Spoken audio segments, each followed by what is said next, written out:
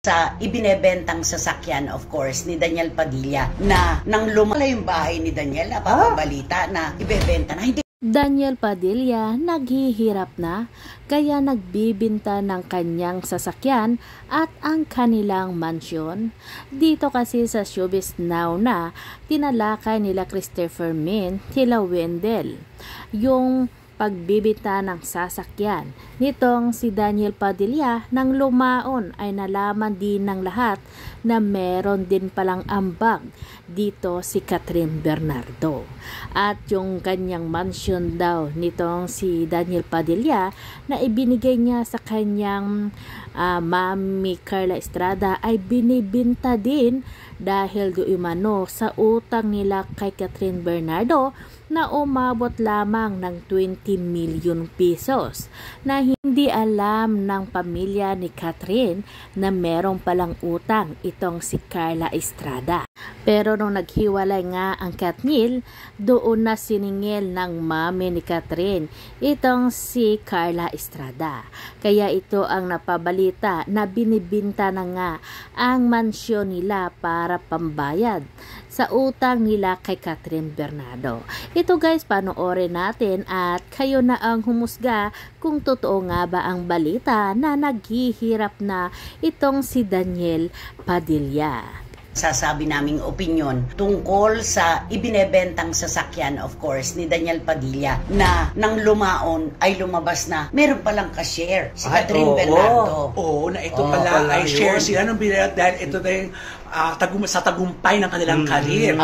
2015, nung bilhin pala itong Chevrolet Stingray C7, di ba? Pangalan, no? Ibig sabihin, dalawang taon pa lang silang magkarelasyon, di ba? At tatlong taon pa lang silang magkarelasyon. Kasi 2011 eh. 2011 sila naging magkarelasyon. So, kung 2015 ito, tama nga, 3 to 4 years, nagsishare na sila. Di ba? Talagang may relasyon na sila, talagang pinag-aano na ipon nila, bili tayo ng remembrance. Pinag-aandaan na nila.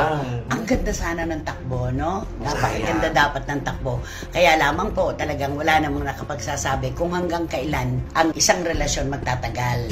Cash kaya ito o hulugan? Drops kaya ito? Siguro hulugan din to kasi kahit sinong mayayaman hindi mo bibili ng cash yan. Kasi mas hawak nila yung pera, mas maganda para sa kanila. Correct. At saka talagang yung drops, yan talaga yung uso, di ba? Ba't mo ibubuhos yung pera mo kung pwede mo namang pakinabangan pa sa ibang bagay? Nabenta na po ngayon yung Corvette Stingray C7. Isa di umunong taga Pampanga na kaibigan ng kumpanya ang bumili ng Corvette ni Daniel.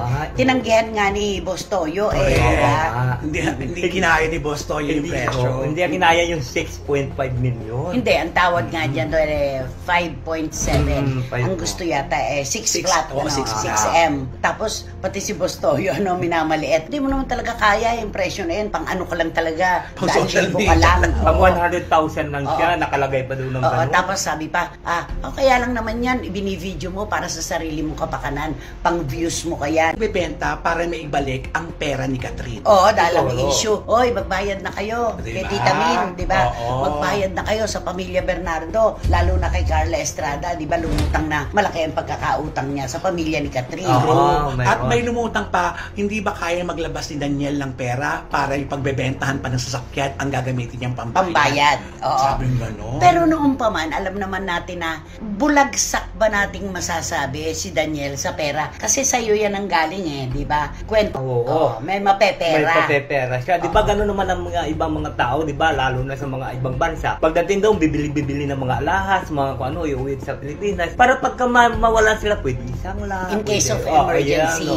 Pero, pati pala yung bahay ni Daniel, napapabalita na ibebenta na. Hindi ko pinaniniwalaan yon. Ako rin. Palagay ko, may maibenta man siyang iba pa, ititira yung bahay.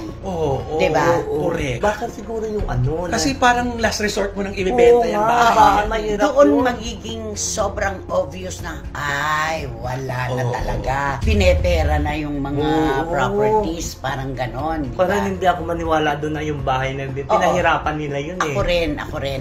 Pinag-ipunan ng matindihan at talagang dugo, pawis at luha. Totoo. Ang naging puhunan dyan. Kaya yung kotse, pasable yan. Ano mang bagay na ibenta pang iba ni Daniel, pasable pa rin yan. Pero yung bahay siguro at yung kinatitirikan, lote at bahay, palagay ko hindi naman ibinibenta. Malabo. Kaya lang, lahat ngayon, ibibintang talaga kay Daniel na hindi makagaganda sa kanyang image, di ba? At saka sa kwento ito, walang imposible. Kung ibebenta nila yun. Kasi hindi natin alam. Kasi nga, dahil nga sa utang na tinatawag na may utang, baka nga gusto nila makakwits na. Marami silang pinagsosyohan na hindi lang sasakyan. Merong bar, may resort. Yung barbero, gano'n. Meron silang gano'n eh.